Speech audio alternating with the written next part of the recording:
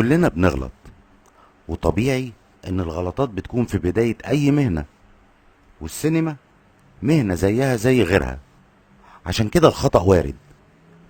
ودي شوية نصايح تحاول تمشي عليها. اكيد نسبة الخطأ هتقل في فيلمك اللي انت حطيت فيه جهد وتفكير ويمكن فلوس كمان. النصيحة نمرة 6: الممثلين.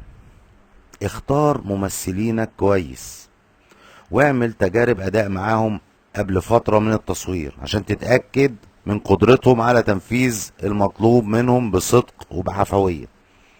مفيش حاجة اسمها فلان دايما بشتغل معايا او برتاح مع الممثل الفلاني او مش بحب الممثلة دي.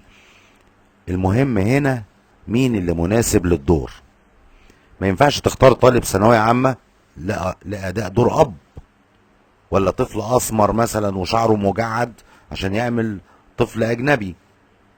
مشكلة الممثلين المبتدئين إن هم ساعات بيبالغوا في أداء الفرح أو الحزن أو الأداء أي أداء تاني يعني. متهيألهم إن هم كده بيجودوا في التمثيل. هنا بقى مهمتك في السيطرة على المبالغة دي. ولو حسيت ان الممثلين المتاحين ليك مش قادرين على الاداءات الصعبة اللي انت كاتبها يعني، هنا يبقى لازم انت اللي تبسط الاداء عشان يقدروا عليه، وما تطلبش منهم اداء صعب ما يقدروش عليه، كانه مثلا يضحك وبعدين يصرخ فجأة وبعدين يبكي وبعدين يرجع يضحك، يعني الحاجات الصعبة اللي بتحتاج لممثلين محترفين. النصيحة رقم 7: جودة الصوت. مشكلة المشاكل، معظم صناع الافلام المبتدئين بيركزوا على الصورة وبينسوا موضوع الصوت ده خالص. مش فاهمين ان جودة الصوت مش بتقل اهمية عن جودة الصورة، ودي اوضح وابرز المكونات اللي بيقدر جمهور اي فيلم انه يحكم على مستوى احترافية واتقان الفيلم من الصوت.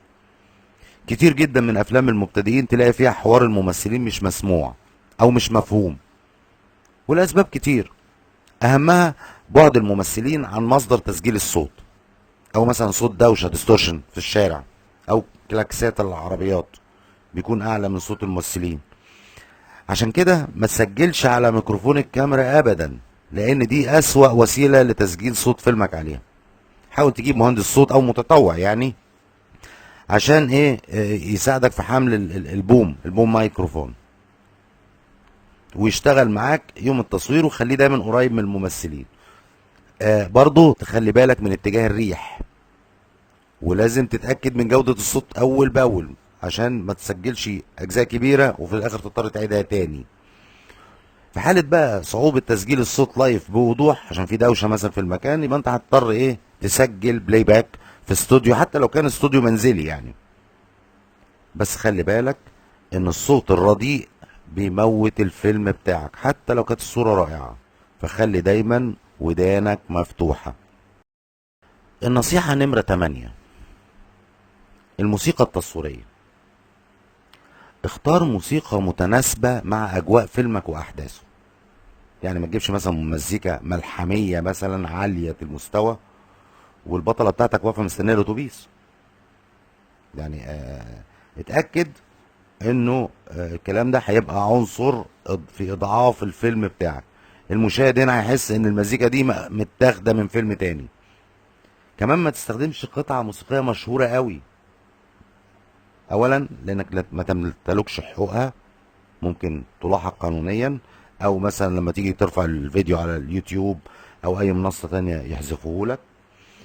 في على فكرة في المكتبات الموسيقية اللي موجودة على الانترنت موسيقى كتير ليها حقوق ملكية مفتوحة اللي هي بيسموها رياليتي فري، هتلاقي عليها اختيارات كتيرة جدا.